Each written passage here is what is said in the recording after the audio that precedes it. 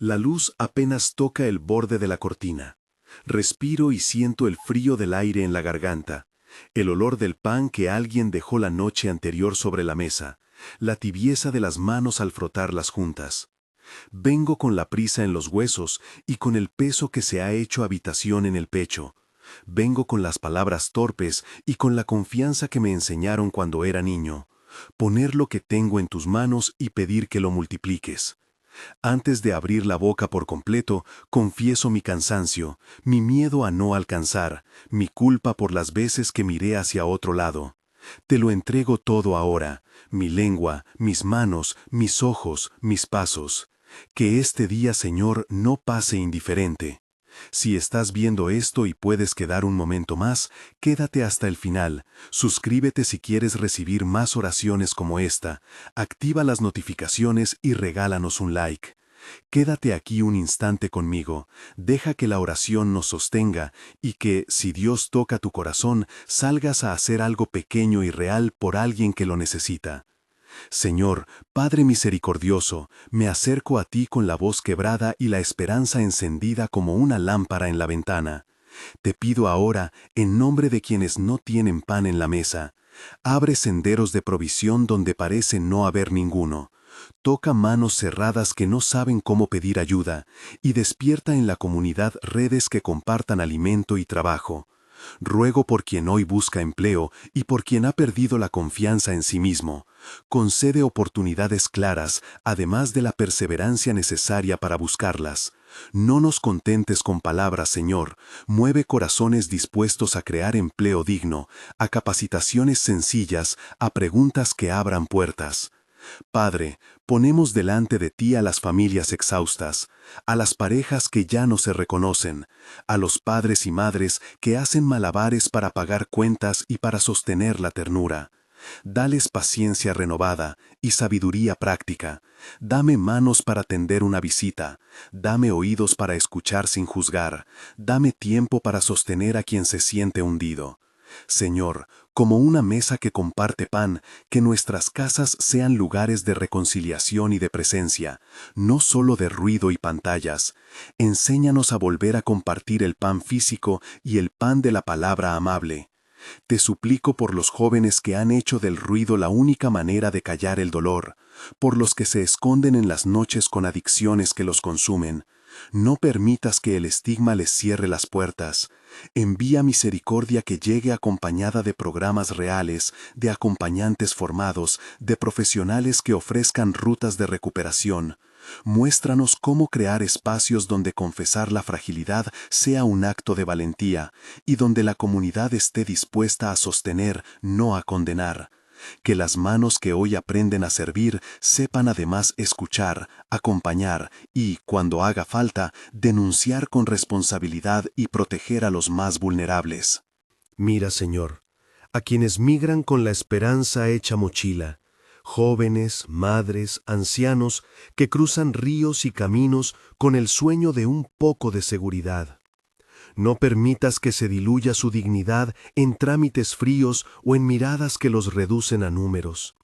Dales asilo humano, inspira políticas justas y, sobre todo, impulsa a tu pueblo a tenderle redes, barcas que no naufraguen, manos que sean puentes. Enséñanos cómo acompañar sin paternalismos, cómo ofrecer comida, abrigo y sobre todo la palabra que confirma que son personas amadas y valiosas. Señor, inclino mi corazón por los enfermos y por quienes cuidan. Extiende tu mano sobre los hospitales, sobre las camas de casa, sobre las manos trémulas que sostienen jeringas y que cantan en la madrugada. Sostén la fe de los que esperan noticias y la fortaleza de quienes acompañan sin descanso. Envía sosiego a la mente y alivio al cuerpo donde procede. Si la sanidad completa no viene, trae consuelo que no se canse de abrazar. Recuerda a los cuidadores, dales reposo, redes de apoyo y reconocimiento. Permite que la comunidad establezca turnos, comidas compartidas, gestos concretos que alivien la carga. Te pido por los niños y niñas que sufren violencia en silencio. Que no les falte un adulto seguro que crea, que denuncie y que proteja. Inspira procedimientos claros, profesionales disponibles y una red que guía a las familias hacia la protección, la terapia y la restauración. Padre, danos responsabilidad en nuestras palabras, no minimices, no insistas en tiempos que exponen. Enséñanos a poner la dignidad y la seguridad por delante, a denunciar cuando haga falta y a ofrecer acompañamiento confidencial a quien lo necesite. Padre, te ruego por los líderes, pastores cansados, autoridades que manejan decisiones que afectan vidas. Líbralos de la soberbia y del egoísmo, coloca la humildad como guía y el servicio como estandarte. Cuando la tentación del poder se acerque, acuerda con ellos el temor que promete responsabilidad, no privilegio. Dame a mí, Señor, palabras de corrección cuando corresponda y manos dispuestas a construir procesos transparentes y justos. Ilumina a quienes legislan para que sus decisiones protejan a los pequeños y no se dejen arrastrar por intereses que dañan. Te pedimos por la creación, por los campos que claman sequía, por los ríos que llevan su caudal disminuido, por las manos campesinas que conocen la tierra y hoy requieren apoyo. Ayúdanos a ser administradores sabios, a crear proyectos de conservación y agricultura sostenible. Danos creatividad para generar ingresos que cuiden la casa común. Que la imagen de la barca nos recuerda que todos navegamos en la misma agua y que el cuidado ambiental es en verdad un acto de amor al prójimo. Señor, fortalece a quienes han perdido la fe en las instituciones y en la Iglesia. Danos resistencia para permanecer cuando otros se van, para limpiar lo que está sucio y para reconstruir lo que se ha roto. Que nuestras manos sean útiles, centros de acogida, mesas donde repartir pan y dignidad, aulas donde enseñar oficios. Como José en la prueba y como Nehemías que reconstruyó puertas, danos constancia para poner un ladrillo cada día, aun cuando los desafíos parezcan montañas. Padre, te entrego los matrimonios donde el amor se ha convertido en rutina dolorosa. Sana lo que está enfermo y devuelve la ternura. Restaura el diálogo que se perdió entre insultos o silencios largos. Pon mediadores, consejería y la disposición de ambos a recomenzar. No ignores las heridas escondidas, trae a la luz lo que necesita reparación y da pasos concretos de reconciliación sin apresurar ni justificar el daño. Te pido por la salud mental de nuestra comunidad, por la ansiedad latente, por la depresión que se disfraza de normalidad, por la culpa que no permite respirar. Ayuda a quitar el estigma y a abrir rutas de terapia accesible. Persuade a quienes tienen recursos a invertir en acompañamiento psicológico en las iglesias y en centros comunitarios. Enséñanos a conversar con delicadeza y a sostener a quien se siente a punto de caer. Señor, en medio de tantas voces, danos el don de escuchar. Como quien espera el soplo en la vela, queremos percibir tu aliento que guía decisiones pequeñas. ¿A quién visitar hoy? ¿A quién llamar? ¿A qué iniciativa sumarme? Te ofrezco mis manos, haz con ellas lo que necesitas.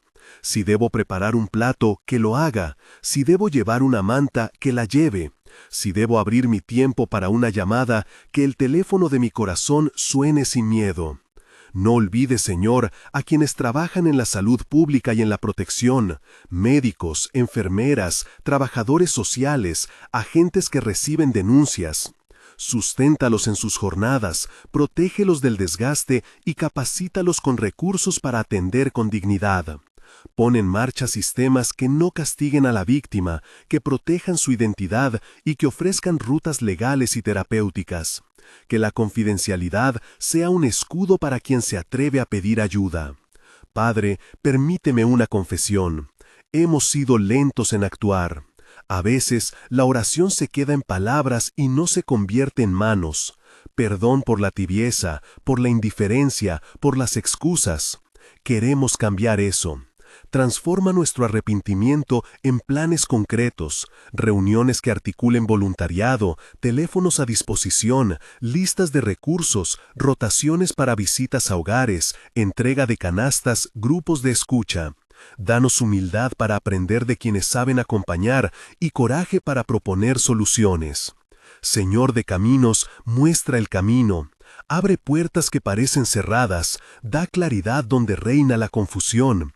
Que tu luz, como lámpara en la noche, nos haga ver las necesidades ocultas, las injusticias calladas y las oportunidades de servir.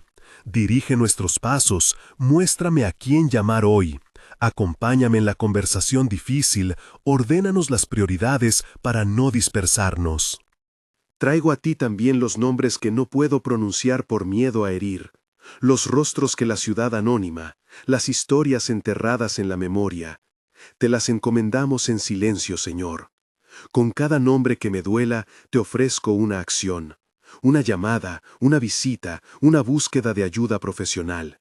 Si alguien necesita refugio, que encontremos un techo temporal. Si alguien requiere asesoría legal, que contemos con abogados y organizaciones dispuestas a ofrecerla pro bono. Si alguien necesita terapia, que se abran turnos subvencionados. Dios de compasión, atiende también nuestras dudas. Cuando la incredulidad toca la puerta, no la despreciamos, te la presentamos con respeto. Haz de nuestra duda un impulso para la humildad y la búsqueda. No queremos certezas fáciles, queremos manos firmes que se sostengan en la verdad de tu amor. Que la esperanza no sea una frase bonita, sino una práctica diaria. Te pedimos por la Iglesia, que no caiga en el simplismo de respuestas rápidas ni en la tentación de promesas que no podemos sostener. Que nuestras comunidades sean espacios seguros para las confesiones, para la reparación y para la formación práctica. Enséñanos a diseñar proyectos que perduren, bancos de alimentos organizados, rostros que visitan hoy y vuelven mañana, grupos de acompañamiento que se comprometen por meses, no por modas. Señor, cuando la angustia nos venga por la noche y cuando el corazón no encuentre reposo, recuérdanos la imagen del pan partido en la mesa, justo lo necesario para hoy. Enséñanos a repartir sin medir con la avaricia del que calcula beneficios, que nuestras manos estén abiertas como panes para compartir. Y cuando la barca parezca que se hunda, que las redes de la comunidad suplan la fragilidad del viaje y que nadie cruce solo los ríos que separan la desesperación de la vida. Toma, Señor, mi jornada, mis pequeñas decisiones cotidianas. Toma mi tiempo, mis ojos para ver, mis pies para ir, mi boca para decir la palabra que dignifica. Que mi vida no sea una serie de imposiciones que ignoran al vecino, sino un testimonio de presencia. Me comprometo, en tu nombre, a mirar alrededor cada semana, a llamar a uno que vive solo, a ofrecer mi mano a una familia con necesidad, a acompañar a quien me pida compañía. Haz que estas promesas no se queden en mi pecho, sino que se concreten en fechas, en nombres y en acciones repetibles. Señor, hago ahora una entrega total. Si debo sacrificar comodidad, que lo haga. Si debo perder tiempo que creía mío, que lo pierda por amor al hermano. Hazme sencillo, dispuesto, generoso. Purifica mis motivos cuando quiera servir por reconocimiento. Que mi servicio sea anónimo cuando deba ser anónimo, y que busque siempre la restauración y la justicia. Si hay algo en mí que frena la obra, sácalo. Si hay algo que entorpece la reparación, córtalo con tu misericordia. Señor, hago ahora una entrega total. Si debo sacrificar comodidad, que lo haga. Si debo perder tiempo que creía mío, que lo pierda por amor al hermano. Hazme sencillo, dispuesto, generoso. Purifica mis motivos cuando quiera servir por reconocimiento. Que mi servicio sea anónimo cuando deba ser anónimo, y que busque siempre la restauración y la justicia. Si hay algo en mí que frena la obra, sácalo. Si hay algo que entorpece la reparación, córtalo con tu misericordia. Guía, Señor, a quienes hoy tienen la responsabilidad de decidir políticas, que escuchen a los vulnerables, que consulten a los que trabajan en las calles, que no cedan ante la corrupción o la indiferencia. Da a los legisladores conciencia del rostro humano detrás de cada cifra. Inspira propuestas de vivienda digna, de salud accesible, de acompañamiento psicosocial para víctimas, de rutas seguras para quienes migran. Que la ética gobierne más que el cálculo político. Hemos hablado, hemos pedido, hemos ofrecido compromisos. Ahora guardo silencio, Señor. Permito que tu espíritu hable en el hueco que dejo con mi voz, en la quietud que ahora abre mi oído para escuchar la guía que solo tú puedes dar. Escucho tu respiración en la calma, atiendo a la luz que parece afirmarme una dirección. Habla, Señor, yo te escucho, yo me detengo, yo me dejo llevar. Silencio expectante, escucho tu voz, confío en tu camino. Amén. Bendice a quienes han escuchado con el corazón abierto, bendice sus manos y sus planes. Que la gracia transforme hoy el deseo en paso y la oración en obra. Que el Dios de la misericordia nos acompañe en cada visita, en cada llamada, en cada gesto sencillo de amor. Si esta oración te tocó, toma un compromiso concreto para esta semana. Ora 5 minutos cada mañana. Mira a tu alrededor y anota el nombre de una persona a la que puedas llamar. Ofrece al menos 1 hora de tu tiempo para visitar, llevar comida o acompañar. Si ves una situación de abuso, denuncia a las autoridades competentes y acompaña a la víctima hacia ayuda profesional. Si trabajas en una comunidad, propón la creación de una red de apoyo con turnos rotativos para cuidadores. Comparte en los comentarios cuál será tu compromiso esta semana. Tu testimonio puede mover a otros. Suscríbete al canal si quieres recibir más oraciones y recursos prácticos. Activa las notificaciones para no perder las próximas convocatorias.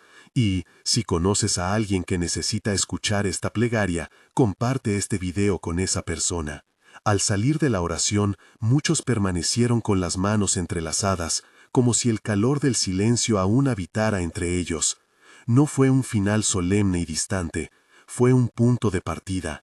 Un murmullo de compromiso se encendió en la sala, nombres que se dijeron en voz baja, fechas que se anotaron en teléfonos, promesas que tuvieron voz humana y concreta. La comunidad, que hasta entonces había sido un grupo de rostros conocidos, empezó a organizarse en gestos. María fue la primera en levantarse. No era una líder de gran oratoria, sino una mujer que hacía pan los sábados y repartía porciones a los que pasaban por su casa. Dijo que llamaría a doña Aurelia esa misma tarde. Doña Aurelia vivía sola desde hacía 2 años, su hijo trabajaba lejos y las visitas se habían ido espaciando. María salió con una bolsa pequeña y un poco de vergüenza por no saber si bastaría con 1 hora de compañía. Volvió con los ojos húmedos y la certeza de que 1 hora fue suficiente para cambiar el día de 2 personas. Esa tarde surgieron ideas prácticas, nacidas de la misma oración. Un banco de alimentos que funcionara con horarios fijos y limpieza rigurosa. Un calendario de visitas para no depender siempre de las mismas manos. Un grupo de acompañamiento que se reuniera 1 vez por semana para sostener a quienes están en procesos largos de recuperación. Nadie propuso soluciones grandilocuentes, se hablaron de pasos simples, repetibles y medibles. Fue una conversación marcada por la humildad de quien sabe que la justicia cotidiana se hace en el detalle. Para que esas iniciativas no se diluyeran, la comunidad acordó 3 principios que quedaron escritos en un cuaderno: constancia, confidencialidad y formación. Constancia para evitar las respuestas esporádicas que alivian por un día y dejan al otro solo en la siguiente noche. Confidencialidad para respetar la historia de quienes confían. Formación para que la ayuda no sea improvisación, sino acompañamiento responsable. Acordaron también una norma clara: frente a situaciones de abuso o riesgo, la prioridad es la seguridad de la persona vulnerada y la búsqueda de ayuda profesional y legal. No se trataba de sustituir a nadie, sino de ser puente hacia quienes pueden ofrecer protección y reparación. En la práctica diaria, eso implicó cambios sencillos. Se definieron turnos para el banco de alimentos, una lista con nombre, teléfono y disponibilidad de quienes podían visitar. Un pequeño paquete de lectura con pautas sobre escucha activa, límites y cómo acompañar a quien sufre trauma. No fue un manual extenso, sino una hoja práctica de bolsillo con frases útiles y contactos de servicios locales. Hubo también quienes ofrecieron su tiempo, enfermeros, profesores, voluntarios de otras comunidades que aceptaron dar un taller breve sobre primeros auxilios psicológicos. La primera semana se sintió como una lluvia fina que empieza a humedecer la tierra. No todo fue impecable, hubo olvidos, solapamientos de horarios, quien se mostró más dispuesto de lo que realmente podía sostener. Pero la comunidad aprendió a ajustar sin culpas. Si alguien no podía ir, avisaba. Si una persona pedía más tiempo, se buscaba quién podía relevar. Si surgía desgaste, se abría un espacio de desahogo para los voluntarios. Aprendieron a cuidar a los que cuidan.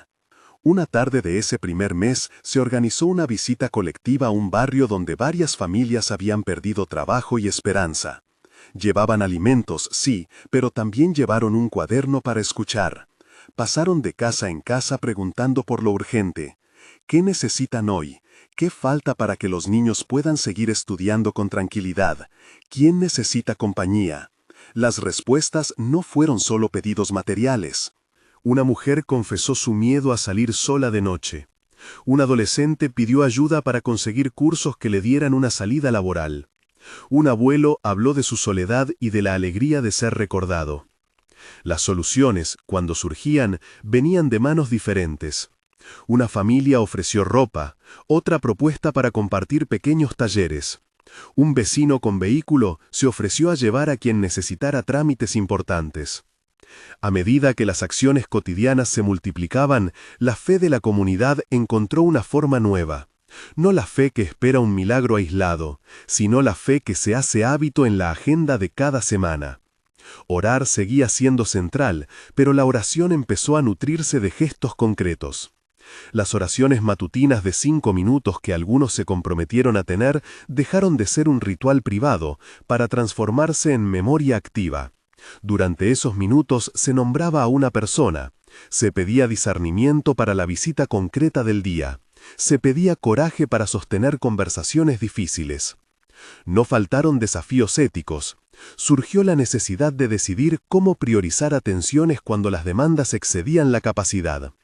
La respuesta fue sencilla en su fundamento. Primero lo más vulnerable. Se creó una lista con criterios claros para priorizar.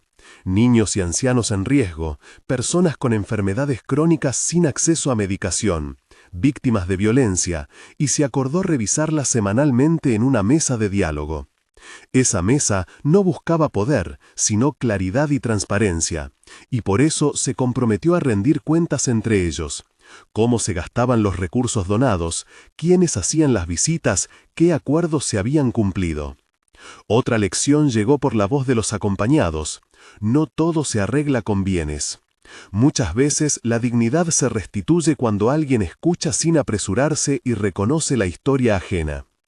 Los tiempos de los procesos humanos son lentos. La reparación es un trabajo que implica confianza, verificación y pequeños triunfos. Por eso la comunidad decidió que su propuesta no fuera efímera. Compromisos por meses, no por modas de fin de semana.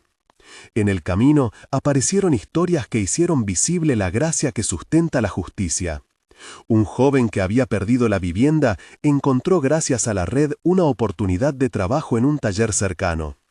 Una madre que temía denunciar situaciones de abuso recibió acompañamiento legal y psicológico hasta que pudo formalizar una denuncia segura. Niños que pasaban hambre recibieron no solo alimento, sino espacios de juego y ayuda escolar. Estas victorias no borraron las derrotas, pero mostraron que la perseverancia transforma lo posible. Mientras tanto, la oración continuó siendo el pulso que marcaba las decisiones. En reuniones breves antes de cada salida, se pedía a Dios por sabiduría, por manos sanas y por discernimiento para no imponer soluciones. Se agradecía por cada puerta que se abría y se pedía perdón por las veces que se había sido insuficiente. La espiritualidad comunitaria no se volvió un adorno. Fue el motor que sostenía la paciencia para acompañar procesos largos y la humildad para aceptar correcciones. Los que habían aceptado reunir turnos para cuidar a personas con dependencia aprendieron a conversar sobre límites, cómo no quemarse, cómo pedir relevo, cómo no confundir compasión con ejecución solitaria de tareas imposibles. Los retiros cortos para voluntarios se volvieron espacios esenciales. Ahí se compartían cargas, se enseñaban técnicas de autocuidado y se oraba por la fortaleza para continuar. La comunidad entendió que la justicia sin sostenibilidad lleva a la repetición de daños. Por eso, cuidarse era cuidar al otro. Poco a poco, el barrio entero empezó a percibir la diferencia. No era que la pobreza desapareciera de un día para otro, pero las manos se multiplicaron y las redes se hicieron más densas. Hubo encuentros en plazas donde se compartieron comidas comunitarias, mesas abiertas para trámites administrativos, talleres de reparación de electrodomésticos para familias que no podían pagar arreglos. Se sembraron iniciativas que integraban el talento local y que, al mismo tiempo, generaban dignidad para quienes participaban. Algunos se preguntaron por la sostenibilidad económica de todo aquello. La respuesta no fue la dependencia de grandes donaciones externas, sino la creatividad local. Trueques solidarios, rifas comunitarias, huertos urbanos que alimentaban a varias familias, convenios con pequeños comercios para donaciones regulares. No todo fue perfecto, muchas veces se tuvo que ajustar el presupuesto y encontrar prioridades. Pero la convicción de que la comunidad podía sostenerse a sí misma animó a que más manos se sumaran. En medio de este pulso comunitario hubo un momento de prueba. Una noche de lluvia intensa, una luz dejó sin techo a varias familias. La red, que hasta entonces se había construido en el día a día, se puso a prueba en la urgencia. Gracias a la organización previa, se habilitó un lugar temporal donde dormir, coordinado por quienes habían hecho turnos y por quienes podían aportar colchones y comida. No todo fue inmediato, hubo cansancio y decisiones difíciles, pero la reacción comunitaria evitó que la crisis se transformara en catástrofe personal.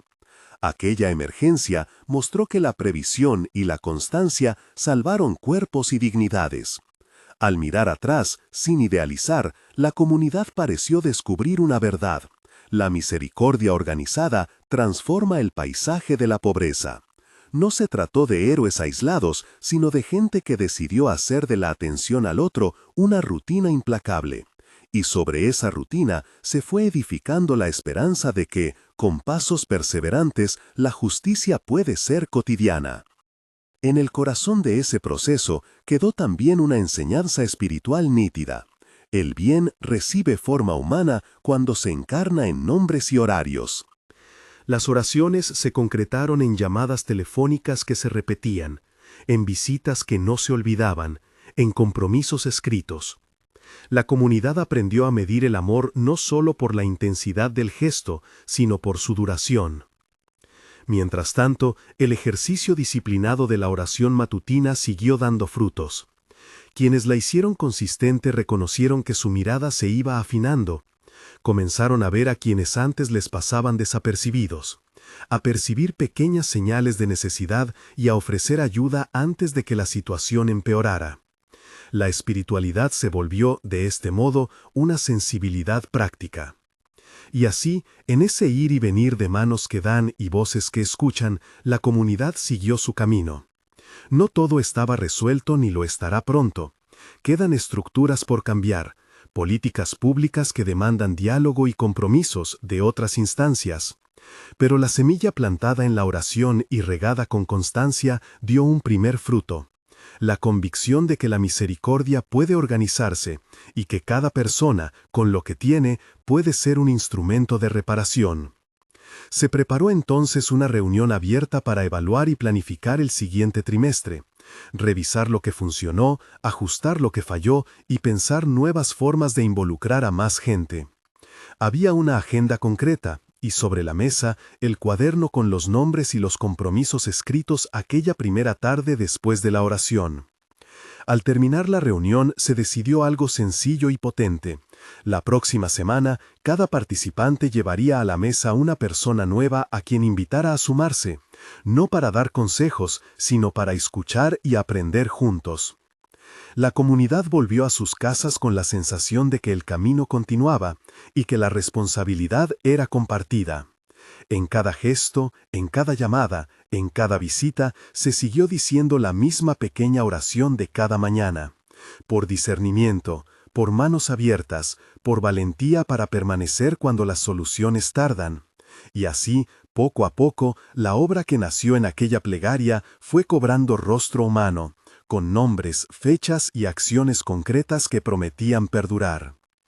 La semana siguiente amaneció con un cielo claro y un fresco que olía a tierra mojada. En las calles del barrio, la gente se cruzaba con bolsas de mercadería, con herramientas a cuestas, con niños que todavía llevaban el uniforme escolar. La plaza, que había sido escenario de muchas asambleas, se llenó de mesas y sillas. Alguien trajo una olla grande de café y un pan recién horneado que repartieron mientras llegaban los nuevos invitados. Cada quien apareció con un nombre y una historia. María trajo a Lucía, una mujer de voz tímida que había perdido el puesto en una panadería y llevaba consigo 2 sobrinos pequeños. Jorge llegó acompañado de su vecino don Ramón, hombre de manos ajadas por el trabajo en la construcción, que había vivido toda la vida en una casa con techo a reparar. Sofía vino con su amiga Verónica, madre joven que aún dudaba si aceptar la ayuda porque no quería sentirse en deuda. Y hubo otros, estudiantes que querían ofrecer horas de apoyo escolar, un técnico en electricidad que se ofreció a dar clases en los talleres, una profesora jubilada con pilas de libros para la biblioteca compartida. La primera ronda fue de escucha. Se habló poco de planes y mucho de lo que dolía. Uno a uno, los invitados dijeron por qué habían aceptado la invitación, qué esperaban y qué temían. Lucía contó cómo, desde que quedó sin trabajo, había hecho lo imposible para que sus sobrinos no sintieran la escasez. Por las noches cosía ropa vieja y por el día buscaba changas que apenas cubrían el pan. Don Ramón habló de su nieta que no tenía dónde estudiar. Verónica, en voz baja, confesó que le daba vergüenza pedir ayuda, que temía las miradas. Escuchar fue, otra vez, el gesto que abrió caminos nuevos, porque las respuestas más prácticas no nacieron de discursos inspiradores, sino de las pequeñas conversaciones que siguieron. Alguien propuso un banco de herramientas comunitario para que las reparaciones se hicieran colectivamente. Otro sugirió que los talleres de electrodomésticos se abrieran con horarios que permitieran a quienes trabajaban en la mañana asistir por la tarde. Se habló de combinar la panadería con un programa de formación, intercambiar trabajo por formación en oficio para quienes buscaban reinsertarse en el mercado laboral. Se decidió, con rapidez y con cuidado, organizar 3 frentes. El primero, una red de apoyo doméstico, pensada para cubrir necesidades inmediatas, colchones, comidas, abrigo, sin que los beneficiarios sintieran humillación ni condicionamiento. El segundo, una oferta de talleres y oficios, con horarios flexibles y reconocimiento público para quienes participaran. La idea era abrir puertas concretas a empleo digno. El tercero, una estrategia de acompañamiento emocional y legal, pequeña pero persistente, para ayudar en trámites, en la búsqueda de documentación y en la reconstrucción de redes sociales rotas. Aquella misma tarde, mientras la gente armaba grupos para empezar, apareció un nuevo obstáculo que nadie había previsto. El local que habían pensado usar para los talleres necesitaba reparaciones mayores, y los dineros recaudados hasta entonces alcanzaban apenas para una semana de material. Se produjo un debate breve y tenso. Algunos plantearon pausar hasta reunir fondos, otros insistieron en empezar con lo que se tuviera, improvisando. La opción que tomó el consenso fue la de la creatividad escalonada. Empezar con módulos pequeños, con lo imprescindible, y combinar trabajo voluntario con trueques y donaciones periódicas de comercios del barrio. El primer taller funcionó en un galpón prestado donde ese día se reunieron 10 personas. Había polvo en el aire, pero también risas contenidas y manos que aprendían a sostener herramientas. El técnico en electricidad enseñó a cambiar enchufes y cerrojos. Una mujer que había trabajado años en costura mostró cómo reparar prendas y convertir retazos en bolsos prácticos. Al finalizar la jornada, 3 participantes ya habían recibido encargos informales de vecinos que necesitaban arreglos urgentes. No era una solución total, pero era un comienzo que devolvía dignidad y pequeños ingresos. Mientras tanto, la red de acompañamiento empezó a hacer llamadas. Las llamadas telefónicas, esas medidas concisas de cuidado, se convirtieron en un ritual que el grupo se negó a abandonar. Cada mañana, una persona se ocupaba de repasar la lista de prioridades. Otra visitaba a quienes vivían solos. Otra gestionaba la logística del comedor solidario. El trabajo administrativo, listas, horarios, compras, nunca fue glamuroso. Sin embargo, en la constancia de esos actos se mantenía la obra común. Aparecieron también resistencias internas. Un par de vecinos se mostraron escépticos. Temían que la organización convertida en rutina sofocara las libertades individuales, o que la visibilidad del barrio trajera problemas externos. Hubo discusiones sobre transparencia. ¿Cómo decidir quién recibe tal o cual beneficio? ¿Quién firma los listados? ¿Cómo impedir el clientelismo o la dependencia? La comunidad respondió con una norma simple y poderosa: decisiones colectivas a la vista, registro público de turnos y rotación de responsabilidades. Nadie fue excluido de decisiones que afectaran a su propia calle. La regla generó críticas, pero también confianza. En las noches, luego de las tareas, el grupo retomaba la oración matutina en versión vespertina. No siempre fue formal.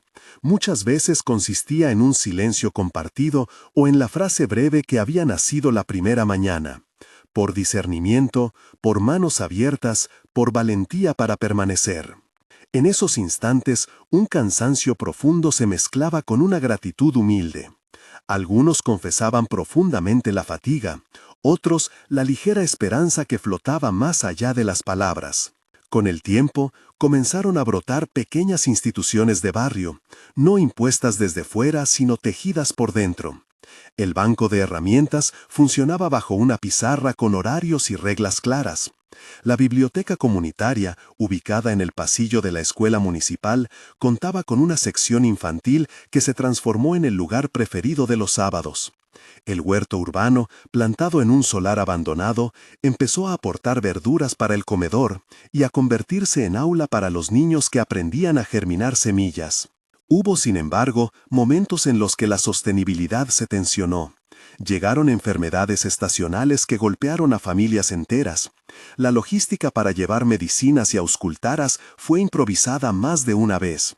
La ayuda mutua resolvía lo inmediato, pero los médicos del barrio advirtieron la necesidad de pensar en prevención y en educación sanitaria. Así nació una alianza con un grupo de estudiantes de enfermería que ofreció charlas y controles básicos. Atención primaria que, aunque limitada, evitó que algunas dolencias se complicaran. A medida que las estructuras se consolidaban, el grupo comenzó a mirar más allá de lo inmediato. ¿Qué tipo de justicia buscaban? No solo alivio, sino transformación, y cómo podían incidir en quienes detentaban poder en la ciudad. Se abrieron canales de diálogo con organizaciones vecinas y con referentes que trabajaban en otros barrios. Se aceptó la necesidad de llevar testimonios a reuniones comunitarias y a foros locales, sin esperar salvadores, sino proponiendo sinergias. Esa actitud de no esperar por héroes externos, sino de asentar demandas colectivas, convirtió la voz del barrio en una fuerza que podía ser escuchada. Pese a los avances, el temor a la dependencia reaparecía cada tanto.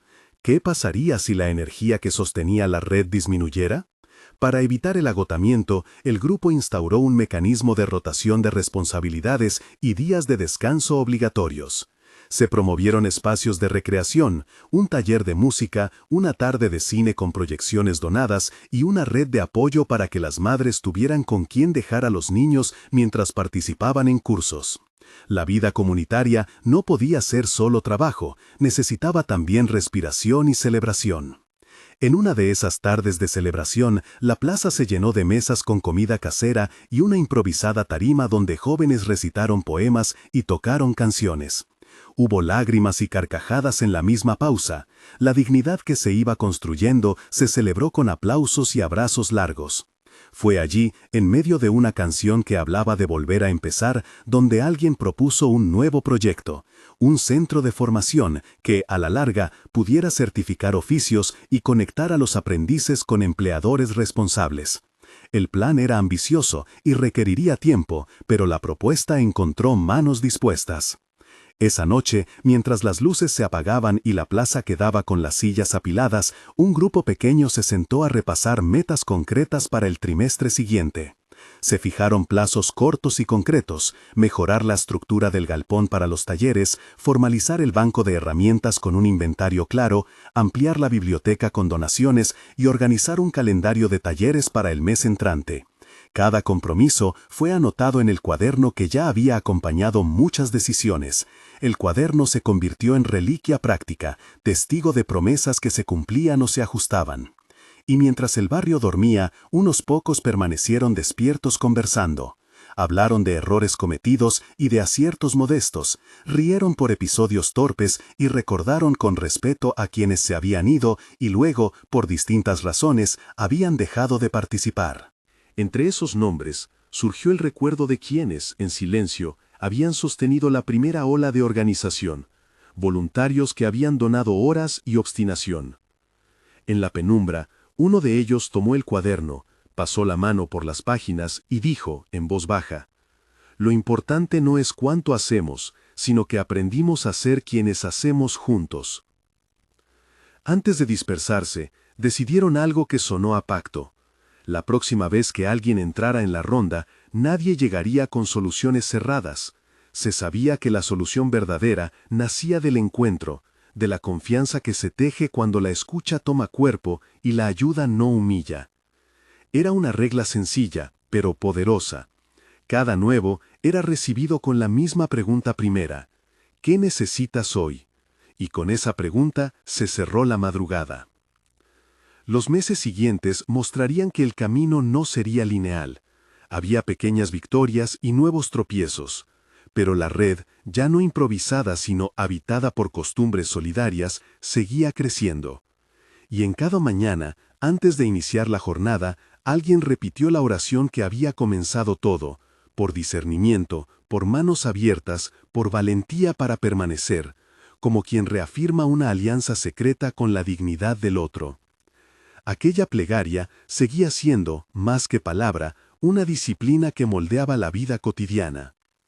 A la mañana siguiente, antes de que el sol calentara las losetas de la plaza, la alarma de los que siempre madrugaban sonó en voz baja. Un tamiz de voces, pasos y risas amortiguadas que anunciaba otro día de manos y decisiones.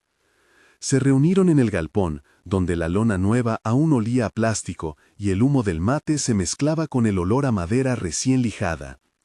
El cuaderno estaba sobre la mesa, abierto en la última página escrita la noche anterior. Alrededor, herramientas colocadas en orden, etiquetas aún pegadas con tinta indeleble, martillo, serrucho, metro, máquina de coser, tablet donada que funcionaba como un rincón para gestionar contactos. «Hoy empezamos con la primera tanda de formación», dijo Héctor, la voz firme pero cálida que solía poner orden sin imponerlo. Sus manos tenían la costumbre de frotarse la frente cuando pensaba en números. Había pasado la noche pensando en cómo compatibilizar cursos, horarios y guardias para cuidar a los niños. Rosa, que había sido la que sostuvo el cuaderno tantas madrugadas, comentó sin alzar la vista: «Recordemos la regla, preguntar primero, y la otra, que nadie cargue con esto solo. Rotamos tutores, hacemos un roster y lo cumplimos». Un murmullo de asentimiento cerró la frase. La inscripción fue modesta pero diversa. Jóvenes que querían aprender electricidad básica, señoras que querían coser para vender y recuperar un ingreso estable, un grupo de adolescentes que preferían carpintería y reciclaje de muebles, y algunos hombres que, por despidos o por años de inestabilidad, buscaban una salida honesta. Entre todos, emergió un nombre que iba y venía en las conversaciones como una promesa: Don Ernesto. Viejo zapatero del barrio, manos ásperas, ojos que habían visto mejores y peores modas en la calle. Nadie esperaba que aceptara, el orgullo lo separaba de pedir ayuda. Pero Héctor lo encontró una tarde en la esquina, sentado en una silla de plástico, observando cómo los niños jugaban con una rueda de bicicleta. «Ernesto», dijo Héctor sin rodeos, «no queremos que enseñes porque nos quedes bien, queremos que vengas porque esto necesita historia. Tus manos cuentan cosas que los libros no traen». Hubo silencio. Don Ernesto miró sus manos, las arrugas como mapas de caminos. Por un momento pareció dudar, y luego asintió con la cabeza. Aceptó venir un día a la semana. Aceptó contar, enseñar y, sobre todo, escuchar. Cuando lo hizo, el galpón tuvo, por primera vez, ese ritmo lento de las cosas bien hechas. El golpe de la pieza que encaja, el ajuste fino, la explicación dicho con la paciencia de quien sabe el valor del tiempo. No todo fue gesto y calor humano. Llegaron los primeros problemas administrativos. La demanda de certificados reconocidos, la presión de empleadores que pedían una garantía de responsabilidad. Algunos vecinos que miraban con recelo el movimiento, temiendo cambios que no entendían. Alguien sugirió buscar ayuda de una ONG grande que tenía experiencia y recursos. Otra voz propuso acogerse a un programa municipal que ofrecía certificados oficiales. Fue una de esas discusiones largas que empiezan en una tarde y terminan entrada la noche, con la luna como testigo. Mariana, madre de dos que había aprendido a coser en un taller improvisado, habló con moderación. «Si firmamos sin poner límites», dijo, «pueden convertir esto en otra cosa. Queremos certificados que nos abran puertas, no contratos que nos aten. Yo trabajo de noche en una panadería, necesito que esto sea flexible». Su palabra dio en el clavo. Muchos quisieron las oportunidades, pero pagaban con la autonomía. Al final, consensuaron una salida práctica: aceptar la colaboración técnica de organizaciones y del programa municipal, siempre y cuando el control pedagógico y las decisiones sobre admisión y horarios siguieran en manos de la red. Se elaboró un convenio sencillo, redondeado en lenguaje claro, y se acordó que cualquier aportante que quisiera dar dinero lo haría mediante una cuenta comunitaria supervisada por 3 personas rotativas. No era solución perfecta, pero era un pacto que protegía la esencia, que la comunidad decidiera por la comunidad. Las primeras semanas de clases fueron un desafío de logística y paciencia. Los talleres empezaban con ejercicios prácticos y pequeñas cuentas: medir, lijar, coser una primera costura recta, soldar bajo supervisión. Don Ernesto enseñaba con metáforas que venían del oficio. La paciencia es como remendar un zapato: si no apretás la costura con sentido, se te abre de nuevo. Sus alumnos reían y volvían a intentar. A la vez, un grupo de jóvenes diseñó un pequeño sistema de turnos para cuidar a los niños. Unas madres hacían guardia mientras otras aprendían. Un abuelo que pasaba por la plaza se ofreció a contar historias en ese tiempo.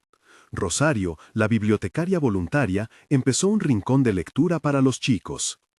Hubo logros concretos: piezas reparadas que devolvían valor a una casa, una chaqueta remendada que dejó de ser desperdicio para volver a ser prenda querida, una lámpara que antes no servía y ahora alumbraba una mesa de trabajo. Más importante que lo técnico fue la transformación en el trato. Quien aprendía a lijar, aprendía también a escuchar. Quien cosía, recuperaba la confianza de poder vender y negociar precios. Quien enseñaba, redescubría su saber como herencia útil. Pero la victoria trajo otra prueba. Un empresario local, con influencia y promesas de empleo, apareció un día en la plaza. Ofreció aulas, contratos y la posibilidad de incorporar a varios aprendices a tareas en su taller a cambio de instalaciones y herramientas. La oferta sonó a alivio para muchos: trabajo estable, salario seguro. Sin embargo, pronto quedó claro que su intención era seleccionar a los mejores para su beneficio, dejando fuera a los más vulnerables. Además, pedía exclusividad: quien aceptara su empleo debía renunciar a la membresía plena de la red. La discusión sobre aceptar esas condiciones levantó voces agrias. Lucas, el joven poeta que ahora coordinaba las comunicaciones, intervino con calma. «Nadie quiere cerrar puertas, pero no podemos hipotecar la red por una solución individual. Si alguien acepta, que sea sin condiciones que nos dividan. Y si el empresario quiere personal capacitado, que contrate a través del banco de trabajos de la red, con un cupo reservado para los que están en lista de espera. Se negoció. Finalmente, el empresario accedió, no sin renuencias y con la supervisión del convenio colectivo. 10 cupos ofrecidos, con selección hecha por un comité mixto y cláusulas que protegían a quienes volvieran a la red si algo fallaba. Esa negociación dejó lecciones. La red aprendió a ponerse de pie frente al poder cuando lo necesitaba. Entendió que las alianzas eran útiles si no costaban la dignidad. También dejó otras consecuencias intangibles. Algunos miembros empezaron a preguntarse por su rol, otros se prepararon para la competencia. Había tensión, pero la comunidad había desarrollado una costura que enseñaba a bordar sobre la incertidumbre. El día de la primera entrega de certificados fue una jornada de despedidas anticipadas y bienvenida a nuevos caminos. El galpón estaba decorado con telas donadas, la plaza tenía una mesa con comida compartida, y por primera vez un pequeño cartel que decía Certificación Comunitaria Destinos Abiertos. Don Ernesto se sentó a un costado, con las manos en el regazo, orgulloso como quien no se permite festines, pero disfruta el calor de los demás. Mariana, con su hijo en brazos, recibió su certificado de costura. Sus ojos estaban húmedos, no de pena, sino de algo que se parece a la certeza. Héctor, que entregó el primer certificado, habló en voz que se quebró al final. «Esto no es un punto final», dijo. «Es un punto y seguido. Sabemos que no todo está resuelto, pero sabemos también que ahora hay herramientas, hay gente, hay un pacto». Alguien tomó el cuaderno y escribió la fecha. Todos miraron la última línea como si fuera otra oración. No queremos héroes, queremos redes. Salieron al mediodía como quien sale de una casa después de un almuerzo que ha dejado buen sabor. Llegaron ofertas de trabajo, unas pocas se concretaron, otras se transformaron en prácticas pagas. La noticia corrió por las calles. En aquel barrio había surgido un centro que formaba gente y lejaba una voz. Algunos medios locales vinieron a cubrir la historia. Hablaron de la creatividad comunitaria y del poder de lo colectivo. Las cámaras no interesaban tanto como el hecho de que ahora, si alguien preguntaba por el barrio, la respuesta incluía nombres y rostros, no solo estadísticas. No obstante, bajo la superficie de los festejos, la rutina volvió con su exigencia. Había que mantener la biblioteca, renovar herramientas, sostener el aula virtual que permitía realizar algunas gestiones y atender las emergencias cotidianas, una familia sin gas, niños con fiebre, la búsqueda de materiales baratos. La red respondió con lo que siempre había hecho, rotación, solidaridad y, sobre todo, la pregunta que abría puertas: ¿qué necesitas hoy? A la noche, en la ronda de cierre semanal, se creó una nueva costumbre. Cada semana, una persona debía proponer una mejora pequeña y otra idea de autosustentabilidad. Esa semana fue Lucas quien propuso un mercado social bimensual donde exalumnos y participantes vendieran sus productos sin intermediarios. La propuesta encontró manos dispuestas. Comenzaron a planear stands, a armar flyers con tipografías hechas a mano y a pensar en cómo mantener el precio justo y la calidad responsable. Era un acto sencillo, pero con ambición, que el barrio no solo consumiera, sino que produjera. Antes de dispersarse, Rosa tomó el cuaderno, pasó la mano por las páginas ya gastadas y dijo, sin teatralidad, lo que todos sentían. Lo que empezamos con una oración, lo seguimos con trabajo. No es menos oración cambiar una cerradura o enseñar a un chico a coser. Todo eso es plegaria hecha en actos. Hubo una risa y un silencio que no era vacío, sino lleno de algo que no tenía nombre exacto: comunidad. Cuando la luna se asomó, el galpón quedó con una luz tenue y en la puerta un cartel nuevo. Aquí se pregunta primero. Afuera, en la calle, alguien colocó un vasito con monedas y una nota, para la siguiente tanza de hilo. Era un gesto pequeño que decía, sin palabras grandilocuentes, que lo logrado ya pertenecía a muchos. Y así, Con energías renovadas y con la certeza de que el camino aún guardaba pruebas por delante, el barrio siguió levantando sus días.